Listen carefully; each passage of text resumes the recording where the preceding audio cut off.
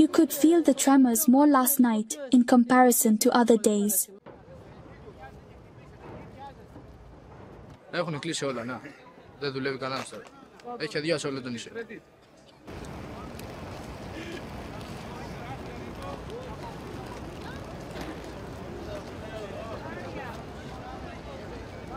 Είναι κρίσιμη, δεν ξέρουμε τι γίνεται. Και εμείς τώρα πηγαίνουμε Αθήνα να δούμε πώς θα γίνει εδώ πέρα το θέμα. Ναι, λόγω της κατάστασης που έχω και θα γυρίσω όταν σταματήσει λίγο αυτό. Θα γυρίσουμε πάλι. Θα γυρίσουμε πάλι, πιστεύουμε.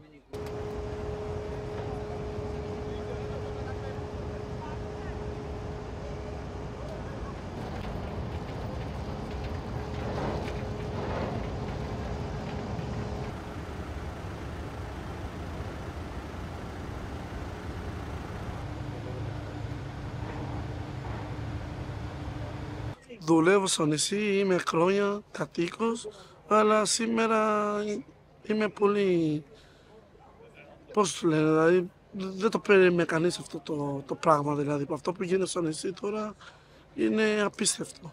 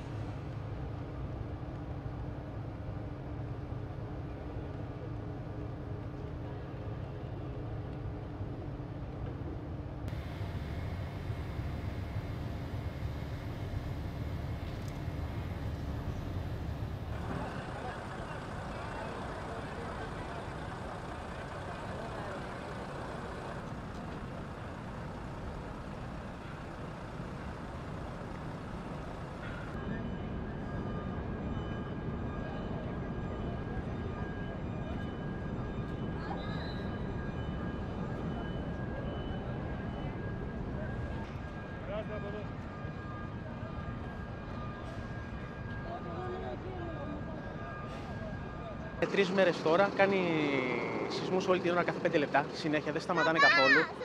Έχει τρομοκρατηθεί όλο το νησί, τόσο πολύ. Ψάχνουμε 2 μέρες να βρούμε εισιτήρια, δεν βρίσκουμε ούτε για καράβι, ούτε για αεροπλάνο, δεν υπάρχουν. Και χθες το βράδυ που έφυγε το τελευταίο, που πήγαμε να κλείσουμε εισιτήριο, δεν υπήρχε τίποτα, αεροπλάνα όλα κλεισμένα.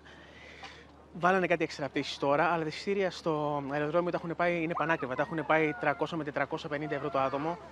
Δεν βρίσκεις θέσεις. Πάλι καλά, βρήκαμε ένα εισιτήριο για μένα, για τα παιδιά και για τη γυναίκα.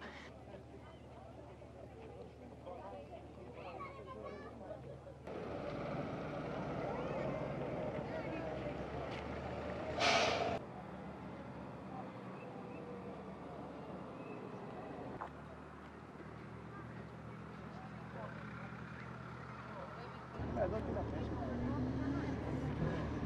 Εντάξει, τι να πέσει, δεν θα μπορεί.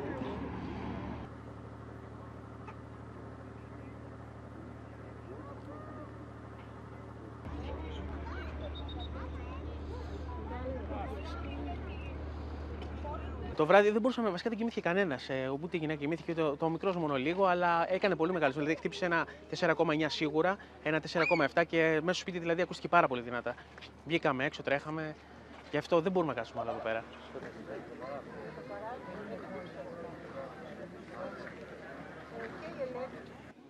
Κάνει συνέχεια.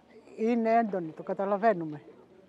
Αλλά κάνουμε τώρα 3 μέρες υπομονή, αλλά το σημερινό ήταν το κάτι άλλο και γι' αυτό είπαμε να φύγουμε, έστω για πόσες μέρες ηρεμήσουμε και πάμε στην άξο εδώ κοντά που έχουμε συγγενείς και πάμε εκεί. Το ξέρεις ότι γίνονται όλο πιο έντονοι.